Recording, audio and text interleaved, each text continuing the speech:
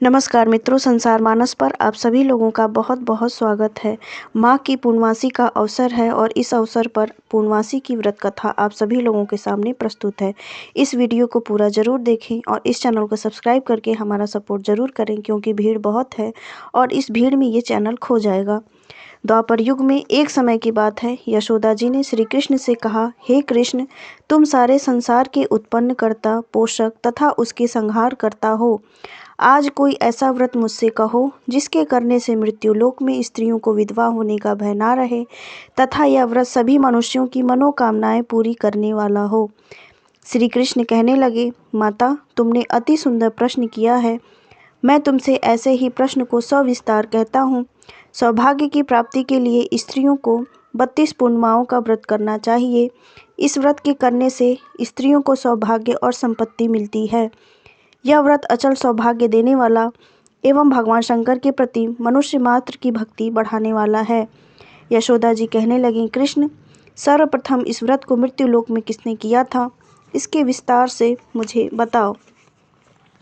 श्री कृष्ण जी कहने लगे, इस भूमंडल पर एक अत्यंत प्रसिद्ध राजा चंद्रहास से पालित अनेक प्रकार के रत्नों से परिपूर्ण कार्तिका नाम की एक नगरी थी। वहाँ पर धनेश्वर नाम का एक ब्राह्मण था और उसकी स्त्री अति सुशीला रूपवती नाम की थी। दोनों ही उस नगरी में बड़े प्रेम के साथ रहते थे। घर में धन आदि की कमी नहीं थी। उनको एक दुख था कि उनकी कोई संतान नहीं थी। इस दुख से वह अत्यंत दुखी रहते थे। एक समय एक बड़ा तपस्वी योगी उस नगरी में आ गया। वह योगी उस ब्राह्मण के घर के छोर को अन्य सभी घरों में भिक्षा लाकर भोजन किया करता था। रूपवती से वह कभी भिक्षा नहीं लेता था। उस योगी ने एक दिन रूपमती से भिक्षा न लेकर किसी अन्य घर से भिक्षा लेकर गंगा के किनारे जाकर भिक्षा अन्न को प्रेम पूर्वक खा रहा था कि धनेश्वर ने योगी का यह सब कार्य किसी प्रकार देख लिया। अपनी भिक्षा के अनादर से दुखी होकर धनेश्वर योगी से बोला, महात्मन, आप सब घरों से भिक्षा लेते हैं परंतु मेरे घर की भिक्षा कभी नहीं लेते, इसका कारण क्या है? योगी कहने लगा कि निपुत्री के घर की भिक्षा पतितों के अन्न तुल्य होती है और जो पतितों का अन्न खाता है वह भी पतित हो जाता है। चूँकि तुम निपुत्र हो अतः पतित हो जाने के भय से मैं तुम्हारे घर की भिक्षा नहीं लेता हूँ। धनेश्वर यह बात सुनकर अपने मन में बहुत दुखी हुआ और हाथ जोड़कर योगी के पैरों पर गिर पड़ा। आर्त भाव से बोला, महाराज, यदि ऐसा है तो आप मुझको पुत्र प्राप्ति का उपाय बताएं, क्योंकि आप तो सर्वज्ञ हैं। मुझ पर अवश्य ही कृपा करेंगे। धन की मेरे घर में कोई कमी नहीं, परंतु पुत्र न होने के कारण मैं बहुत दुखी हूँ। आप मेरे इस दुख का हरण करें, आप सामर्थ्यवान हैं। यह सुनकर योगी बोला, हे ब्राह्मण, तुम चंडी की आराधना करो। घर आकर उसने अपनी स्त्री से सब वृत्तांत कहा और आप तब के निमित्त वन में चला गया। वन में जाकर उसने चंडी की उपासना की और उपवास किया। चंडी ने 16वें दिन उसको स्वप्न में दर्शन दिया और बोला, धनेश्वर, जा, तेरे पुत्र होगा, परंतु वह 16 वर्ष की आयु में ही मृत्यु को प्राप्त हो जाएगा। यदि तुम दोनों स्त्री पुरुष 32 पूर्णमासी का व्रत विधि पूर्वक करोगे तो वह दीर्घायु प्राप्त हो जाएगा। जितनी तुम्हारी सामर्थ्य हो आटे के दिए बनाकर शिव जी का पूजन करना, परंतु पूर्णमासी का व्रत 32 होना आवश्यक है। प्रातःकाल होने पर इस स्थान के समीप ही तुमको एक आम का वृक्ष दिखाई देगा। उस पर चढ़कर एक फल तोड़कर शीघ्र अपने घर ले जाना और अपनी स्त्री से सभी वृत्तांत कहना। ऋतु स्नान के पश्चात वह स्वच्छ होकर श्री शंकर जी का ध्यान करके उस फल को खा लेगी। तब शंकर भगवान की कृपा से उसके गर्भ अवश्य ही रह जाएगा। जब वह ब्राह्मण प्रातःकाल उठा तो उसने उस स्थान के पास ही एक आम का वृक्ष देखा जिस पर एक अत्यंत सुंदर आम का फल लगा हुआ था। उस ब्राह्मण ने उस आम के वृक्ष पर चढ़कर उस फल को तोड़ने का प्रयत्न किया, परंतु वृक्ष पर कई प्रकार प्रयत्न करने पर भी वह न चढ़ पाया। तब तो उस ब्राह्मण को बहुत चिंता उत्पन्न हुई और विघ्ननाशक श्री गणेश जी की वंदना करके बोला, हे दयानिधि, हे दया सिंधु, अपने भक्तों के सभी विघ्नों का नाश करने वाले, सभी के कार्यों को करने वाले, दुष्टों को नाश करने वाले, रिद्धि सिद्धि के देने वाले, आप मुझे कृपा करके इतना बल दें कि मैं अपनी मनोरथ को पूरा कर सकूं। इस प्रकार गणेश जी की वंदना करके उनकी कृपा से धनेश्वर वृक्ष पर चढ़ गया और उसने एक अति सुंदर आम का फल देखा। उसने सोचा कि जो वरदान से फल मिला वह यही है, क्योंकि और कोई फल तो दिखाई नहीं देता। उस धनेश्वर ब्राह्मण ने जल्दी से उस फल को तोड़कर अपनी स्त्री को लाकर दिया और उसकी स्त्री ने पति के कथनानुसार उस फल को खा लिया। वह गर्भवती हो गई। देवी जी की असीम कृपा से उसे एक अत्यंत सुंदर पुत्र प्राप्त हुआ, जिसका नाम उन्होंने देवदास रखा। माता पिता के हर्ष और शोक के साथ वह बालक शुक्ल पक्ष के चंद्रमा की भांति माता पिता के घर में बढ़ने लगा। भवानी की कृपा से वह बालक अति सुंदर, सुशील, विद्या पढ़ने में निपुण और बहुत आज्ञाकारी था। दुर्गा की आज्ञा अनुसार उसकी माता ने 32 पूर्णमासी का व्रत रखना प्रारंभ किया, जिससे उसका पुत्र बहुत लंबी आयु वाला हो जाए। 16वां वर्ष लगते ही देवदास के माता पिता को बहुत चिंता हुई कि कहीं उसके पुत्र को इसी वर्ष मृत्यु प्राप्त न हो जाए। इसीलिए उन्होंने अपने मन में विचार किया, यदि यह दुर्घटना उनके सामने हो गई तो वह इसे किस प्रकार सहन करेंगे। अस्तु उन्होंने देवदास के मामा को बुलाया और कहा कि हमारी इच्छा है देवदास 1 वर्ष तक काशी में जाकर विद्या का अध्ययन करे और हम उसको अकेला भी नहीं छोड़ना चाहते। इसीलिए तुम उसके साथ जाओ और 1 वर्ष के पश्चात इसको साथ में लेकर आना। सब प्रबंध करके माता पिता ने काशी जाने के लिए देवदास को एक घोड़े पर बैठाकर उसके मामा को उसके साथ विदा कर दिया, किंतु यह बात उसके मामा या किसी और से नहीं बताई। धनेश्वर ने अपनी पत्नी समेत अपने पुत्र की मंगल कामना तथा दीर्घायु के लिए भगवती दुर्गा की आराधना और पूर्णमासियों का व्रत करना प्रारंभ कर दिया। इस प्रकार 32 पूर्णमासी का व्रत पूरा किया। कुछ समय पश्चात एक दिन वह दोनों मामा व भांजा मार्ग में रात्रि बिताने के लिए किसी ग्राम में ठहरे थे। उस दिन उस गांव में ब्राह्मण की अत्यंत सुंदरी, सुशील, विदुषी और गुणवती कन्या का विवाह निश्चित था। जिस धर्मशाला के अंदर वर और उसकी बारात थी, उसी धर्मशाला में देवदास और उसके मामा ठहरे हुए थे। संयोग की बात है, जब कन्या को तेल आदि चढ़ाकर मंडप आदि का कृत्य किया गया तो लगन के समय पर वर को धनुर्धर अर्थात मृगी का दौरा पड़ गया।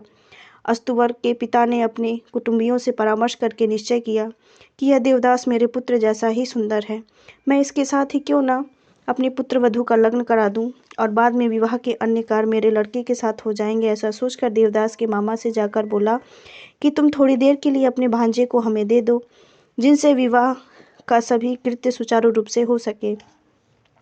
उसके मामा ने बोला, जो कुछ मधुपर्क आदि कन्यादान के समय वर को मिले वह सब हमें दोगे तो मेरा भांजा इस बारात का दूल्हा अवश्य बनेगा। यह बात वर के पिता ने स्वीकार कर ली और इसके बाद मामा ने अपना भांजा वर बनाने के लिए दे दिया। उसके साथ विवाह कार्य आदि विधि पूर्वक संपन्न हो गया। पत्नी के साथ वह भोजन न कर सका और अपने मन में सोचने लगा, न जाने यह किसकी स्त्री होगी। वह एकांत में इसी सोच में गर्म निश्वास छोड़ने लगा। उसकी आंखों में आंसू आ गए। तब वधू ने पूछा कि बात क्या है, आप इतने उदास व दुखी क्यों हैं। तब उसने सब बात जो वर के पिता ने उसके मामा से हुई थी उसको बतला दी। तब कन्या बोली कि ब्रह्म विवाह के विपरीत यह कैसे हो सकता है देव। ब्राह्मण और अग्नि के सामने मैंने आपको ही अपना पति बनाया है, इसीलिए आप ही मेरे पति हैं। आपकी पत्नी रहूंगी और किसी की नहीं। तब देवदास ने कहा, ऐसा मत करो, क्योंकि मेरी आयु बहुत थोड़ी है। मेरे पश्चात आपकी क्या गति होगी, पहले इन बातों को अच्छी तरह विचार कर लो। परंतु वह दृढ़ विचार वाली थी। बोली, जो आपकी गति होगी वही मेरी गति भी होगी। हे स्वामी, आप उठिए और भोजन करिए, आप निश्चित ही भूखे होंगे। इसके बाद देवदास और उसकी पत्नी दोनों ने भोजन किया तथा शेष रात्रि भर वे सोते रहे। प्रातःकाल 4 बजे देवदास ने अपनी पत्नी को 3 नगों से जड़ी हुई एक अंगूठी दी, एक रुमाल दिया और बोला, प्रिय, इसे ले लो और संकेत समझकर स्थिर चित्त हो जाओ। मेरा मरण जीवन जानने के लिए एक पुष्प वाटिका बनाओ, उसमें सुगंधित वाली एक नव मल्लिका लगा लो। उसको प्रतिदिन जल से सींचना और आनंद के साथ खेलना कूदना और उत्सव मनाना। जिस समय और जिस दिन मेरा प्राणांत होगा यह फूल सूख जाएंगे और ये फिर हरे हो जाएं तो जान लेना कि मैं जीवित हूँ। यह बात निश्चित करके समझ लेना कि उसमें कोई संशय नहीं। यह समझाकर वह चला गया। प्रातःकाल होते ही वहाँ पर बाजे बजने लगे और जिस समय विवाह के कार्य समाप्त करने के लिए वर तथा सब बाराती मंडप में आए तो कन्या ने वर को भली प्रकार से देखकर अपने पिता से बोला कि यह मेरा पति नहीं है। मेरा पति वही है जिसके साथ रात्रि को मेरा पाणी ग्रहण हुआ था। इसके साथ मेरा विवाह नहीं हुआ। यदि यही है तो बताए कि मैंने इसको क्या दिया। मधुपर्क और कन्यादान के समय जो आभूषण दिए थे उन्हें दिखावें तथा रात में मैंने इससे क्या गुप्त बातें की थी वह सब सुनावें। पिता ने उसके कथनानुसार वर को बुलवाया। कन्या की वह सब बात सुनकर वह कहने लगा कि मैं कुछ नहीं जानता। इसके पश्चात लज्जित होकर वह अपना मुंह लेकर रह गया और सारी बारात अपमानित होकर वहां से लौट गई। श्री कृष्ण भगवान बोले, माता, इस प्रकार देवदास काशी विद्या अध्ययन के लिए चला गया। जब कुछ समय बीत गया तो काल से प्रेरित होकर एक सर्प रात्रि के समय उसको डसने के लिए वहां पर आया। उस विषधर के प्रभाव से उसके शयन का स्थान चारों ओर विष की ज्वाला से विषैला हो गया। परंतु व्रतराज के प्रभाव से उटनू उसको काटने न पाया, क्योंकि पहले ही उसकी माता ने 32 पूर्णिमाओं का व्रत कर रखा था। इसके बाद मध्याह्न के समय वहाँ स्वयं पर काल आया और उसके शरीर से प्राणों को निकालने लगा, जिससे वह मूर्छित होकर पृथ्वी पर गिर पड़ा। भगवान की कृपा से उसी समय श्री पार्वती के साथ वहाँ पर शंकर जी आए। उसकी मूर्छित दशा देखकर श्री पार्वती जी ने भगवान शिव से प्रार्थना की कि महाराज, इसकी माता ने पहले ही 32 पूर्णिमाओं का व्रत किया था, जिसके प्रभाव से हे भगवान आप इसको प्राण दान दें। भवानी के कहने पर भक्त वत्सल भगवान श्री शिव जी ने उसको प्राण दान दे दिया। इस व्रत के प्रभाव से ही मृत्यु ने उसे छोड़ दिया और वह स्वस्थ होकर बैठ गया। उधर उसकी स्त्री भी उसके आगमन की प्रतीक्षा किया करती थी। जब उसने देखा कि पुष्प वाटिका में अब पत्र पुष्प कुछ भी नहीं रहे, तो उसको अत्यंत आश्चर्य हुआ। लेकिन वह जैसे ही हरी भरी हो गई तो वह जान गई कि उसके पति जीवित हो गए हैं। यह देखकर वह बहुत प्रसन्न मन से अपने पिता से बोली कि पिताजी, मेरे पति जीवित हैं, आप उनको ढूंढ लें। जब 16वां वर्ष व्यतीत हो गया तब देवदास भी अपने मामा के साथ काशी से चल दिया। इधर उसके ससुर उसको ढूंढने के लिए अपने घर से जाने वाले ही थे कि वह दोनों मामा भांजे वहां पर आ गए। उनको आया देखकर उनका ससुर बहुत प्रसन्नता के साथ अपने घर ले आया। उस समय नगर के निवासी भी वहां इकट्ठे हो गए। सबने निश्चय किया अवश्य ही इसी बालक के साथ कन्या का विवाह हुआ था। उस बालक को जब कन्या ने देखा तो पहचान लिया और कहा कि यह तो वही है जो संकेत करके गया था। तदुपरांत सभी कहने लगे, भला तो यह हुआ कि यह आ गया, और सब नगरवासियों ने आनंद मनाया। कुछ दिन बाद देवदास अपनी पत्नी और मामा के साथ अपने ससुर के घर से बहुत सा दान दहेज लेकर अपने घर के लिए प्रस्थान किया। जब वह अपने गांव के निकट आ गया तो कई लोगों ने इसको देखकर उसके माता पिता को पहले ही जाकर खबर दे दी कि तुम्हारा पुत्र देवदास अपनी पत्नी और मामा सहित आ रहा है। ऐसा समाचार सुनकर पहले तो उन्हें विश्वास नहीं हुआ, किंतु जब और लोगों ने भी आकर उसने बात का समर्थन किया तो उनको बहुत आश्चर्य हुआ। लेकिन थोड़ी देर में अपने सास ससुर के पैरों का स्पर्श उसकी पत्नी ने किया तो माता पिता ने अपने पुत्र व पुत्र वधू को अपने हृदय से लगा लिया और दोनों की आंखों से प्रेम आश्रु बह चले। वह अपने पुत्र और पुत्र वधू के आने की खुशी में धनेश्वर ने बड़ा भारी उत्सव किया और ब्राह्मणों को बहुत सा दान दक्षिणाएं देकर प्रसन्न किया। श्री कृष्ण बोले कि हे माता, इस प्रकार 32 पूर्णमासों के व्रत से धनेश्वर पुत्रवान हो गया। जो स्त्रियां इस व्रत को करती हैं वे जन्म जन्मांतरों में वैभव का दुख नहीं भोगती और सदैव सौभाग्यवती भी बनी रहती हैं।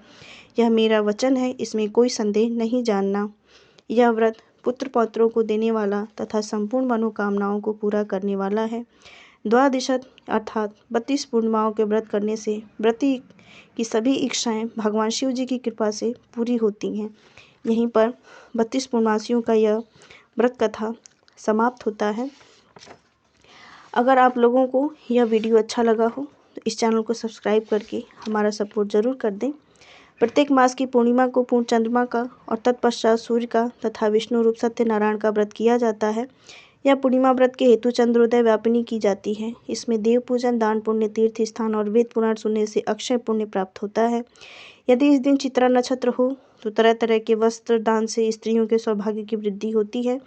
अच्छी संतान व सौभाग्य आदि के लिए स्त्रियों का द्वादशत अर्थात 32 पूर्णमासियों का व्रत अवश्य ही करना चाहिए। यूँ तो किसी पूर्णमासी से प्रारंभ कर सकते हैं, किंतु यदि मासों में सर्वोत्तम मार्गशीर्ष मास से शुरू किया जाए तो यह अति उत्तम है। अंत में इसका उद्यापन अवश्य करें, क्योंकि बिना उद्यापन किए किसी भी व्रत का पुण्य फल किसी भी व्रती को प्राप्त नहीं होता है। अगर आप लोग इस चैनल को सब्सक्राइब करेंगे तो हमें भी इस चैनल पर अलग अलग कथाओं को डालने में बहुत ही हार्दिक प्रसन्नता प्राप्त होती है। तो बने रहें, मिलते हैं अगले वीडियो में एक नई कथा के साथ। तब तक आप सभी लोग इस चैनल पर बाकी कथाओं का आनंद ले सकते हैं, क्योंकि यहाँ पर पौराणिक और व्रत कथाएं सभी उपलब्ध हैं।